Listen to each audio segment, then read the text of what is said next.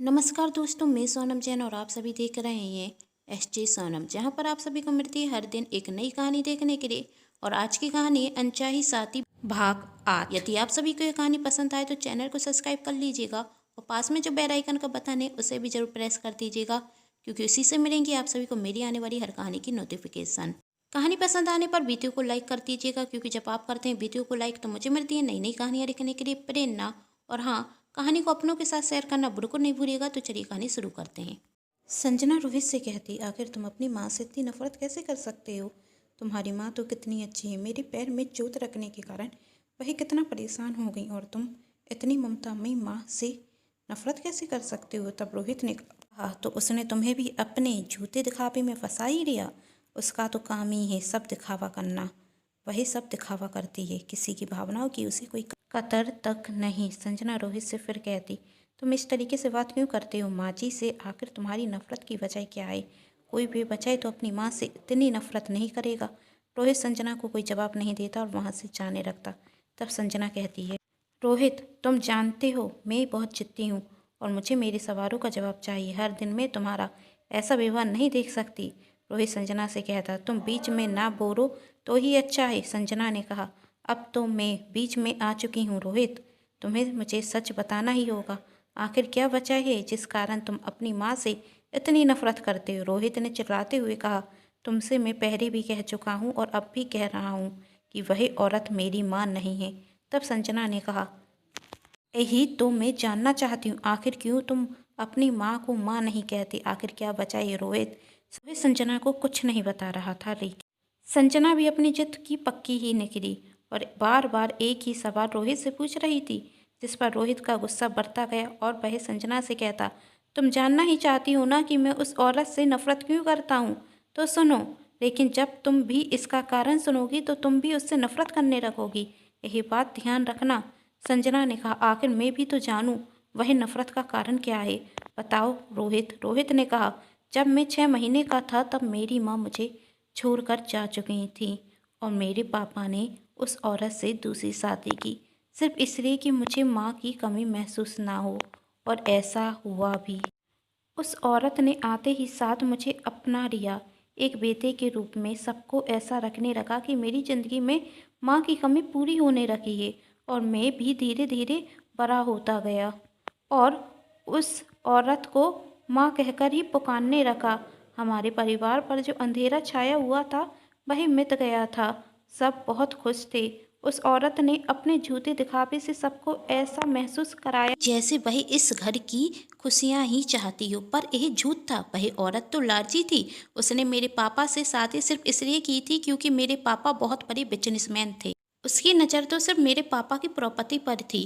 वह इतनी बड़ी प्रॉपर्टी की मालकिन जो बनना चाहती थी, और मेरे पापा से शादी करने के बाद ऐसा ही हुआ। उसने धीरे धीरे पापा के दिल में जगह बनाई। दादी को भी वह पसंद आने लगी। हर किसी की पसंद नापसंद का ख्याल रखने का बहुत अच्छा नाटक करती थी। दादी को समय पर दवा देती थी और मेरा भी ख्याल बराबर रख रही थी। पापा इस बात से और खुश थे। हम साथ में घूमने जाया करते थे, पिक्चर देखते थे, बहुत मस्ती किया करते थे। स्कूल से जब भी घर आता था तो उसे सब कुछ बताता था, जैसे हर बच्चा अपनी माँ से कहता है। मैं अपने पापा के बहुत करीब था, लेकिन उस औरत ने मुझे मेरे पापा से दूर कर दिया। एक दिन मुझसे गलती हो गई जिससे मेरे पापा मुझसे बहुत नाराज हुए। गलती इतनी बड़ी भी नहीं थी जितनी उस औरत ने बताई थी। फिर मैं कक्षा 10 में आया, मेरे नंबर कुछ खास नहीं आए थे, जिस कारण पापा मुझसे नाराज थे, और उस औरत के कहने पर पापा ने मुझे बोर्डिंग स्कूल भेज दिया, अपने से दूर कर दिया, जो कि इस शहर में भी एक से एक स्कूल थे जहाँ पर मैं एक अच्छी पढ़ाई कर सकता था। फिर एक दिन मेरे पापा भी इस दुनिया को छोड़कर चले गए, और जानती हो उस औरत ने मुझे बताया तक नहीं कि मेरे पापा इस दुनिया से चले गए हैं। जब मैं घर आया तब मुझे पता चला कि मेरे पापा तो इस दुनिया में हैं ही नहीं। जब मैंने इसका कारण पूछा तो उस औरत ने कहा कि तुम्हारे पेपर चल रहे थे और तुम्हारे पापा चाहते थे कि तुम्हारे पेपर में कोई परेशानी ना आए और तुम अपने पेपर अच्छे से दे सको, तो तुम्हें कुछ बताया ना जाए। मुझे उसका यह जवाब अच्छा नहीं लगा, और फिर मैंने कुछ दिनों बाद अपने घर की पुरानी मित बिमरा के मुंह से कहते हुए सुना, साहब ने तो उससे शादी इसलिए की थी कि उसके आने से घर में खुशियां ही खुशियां आएंगी, पर साहब को क्या पता था कि वह औरत तो एकदम नार्ची निकली। अरे पहले सब पर अपने प्यार का जादू चलाया और फिर साहब की मृत्यु का कारण भी यही बन गई, और यहाँ तक कि साहब के बेटे को भी उनसे दूर भेज दिया, जिससे साहब के बेटे उनसे दूर रहें और यह पूरी प्रॉपर्टी अपने नाम करा लें। और उसने ऐसा ही किया, साहब के मरने से पहले अपने नाम पूरी प्रॉपर्टी करा ली। यह सब सुनकर मेरे पैरों तले जमीन खिसक गई और मैं समझ गया कि वह औरत कितनी लालची है। उस दिन से ही मैं उससे नफरत करता हूँ। भगवान ने तो मुझसे मेरी माँ छीन ही ली थी और इस औरत की वजह से मेरे पिता भी मुझसे छिन गए। जब मेरे पिता इस दुनिया में थे तब इस औरत ने मेरे प्रति नफरत भर दी कि उन्होंने मुझे अपने आखिरी वक्त पर भी नहीं बुलाया। इस औरत की तो मैं कभी शकल ना देखूं, सिर्फ इस घर में इसलिए रुका हूं क्योंकि इस घर में मेरी दादी रहती हैं और जिनसे मैं बहुत प्यार करता हूं। जानती हो, जब बिमरा से मुझे सब कुछ सच पता चला तो इस औरत ने उसे भी नौकरी से निकाल दिया।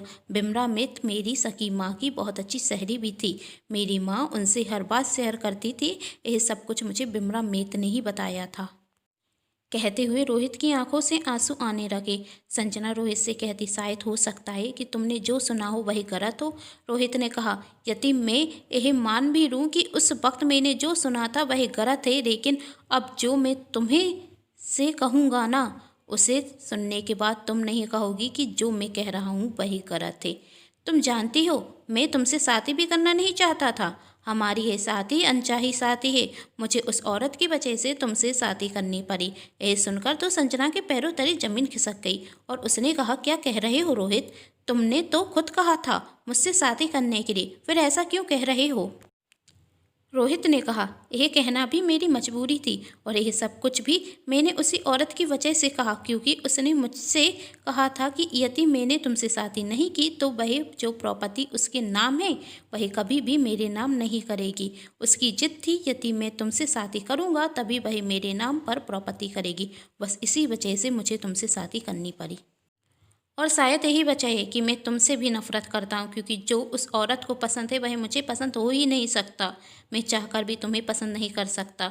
अब बताओ, तुम कितनी ममता है उस औरत में जिसने मेरी ज़िंदगी तो बर्बाद की, साथ में तुम्हारी भी ज़िंदगी बर्बाद कर दी। यह सुनकर संजना ने कहा, तो तुम्हें मुझे सब कुछ सच सच बताना चाहिए था। रोहित ने कहा, मैं तुम्हें सब कुछ सच सच बताना चाहता था, लेकिन उस औरत के व्यवहार की वजह से मुझे ऐसा लगा कि तुम भी उसके साथ मिली हुई हो और यह सब कुछ उसका ही एक प्लान है। फिर संजना ने कहा, फिर तुमने 2 दिन के अंदर शादी करने के लिए हाँ क्यों कर दी? तुम चाहते तो शादी 1 वर्ष के लिए टाल सकते थे। रोहित ने कहा, मुझे लगा कि वह औरत चाहती ही नहीं कि मेरी शादी हो, जिससे उसे मेरे नाम पर प्रॉपर्टी ना करनी पड़े, इसलिए मुझे लगा कि वह कुछ शादी के लिए मना करेगी, लेकिन ना जाने क्यों उसने भी शादी के लिए हाँ कर दी और हमारी शादी हो गई। मुझे नहीं पता इसके पीछे उसका क्या मकसद है, आखिर क्यों वह मेरी शादी तुमसे कराना चाहती है। सच जानने के बाद संजना भी कुसुम जी से नफरत करने लगी थी। वह मन ही मन सोच रही थी, कोई औरत ऐसा कैसे कर सकती है, और वह यह निर्णय लेती कि अब इस घर में मैं एक पल के लिए भी नहीं रुकूंगी और अपना सामान पैक करने लगती। लेकिन इस घर से जाने से पहले वह कुसुम जी से कुछ सवाल पूछना चाहती थी और उन्हीं सवाल के जवाब के लिए वह कुसुम जी के कमरे की तरफ जाती। आगे की कहानी देखने के लिए कहानी का अगला भाग जरूर देखें, जिसके लिए कर लीजिए चैनल को सब्सक्राइब, क्योंकि जब भी मैं लेकर आऊँ कहानी का नया भाग तो आप सभी को पता चल सके। कहानी पसंद आने पर चैनल को सब्सक्राइब, वीडियो को लाइक एंड शेयर जरूर कीजिएगा। Thanks for watching.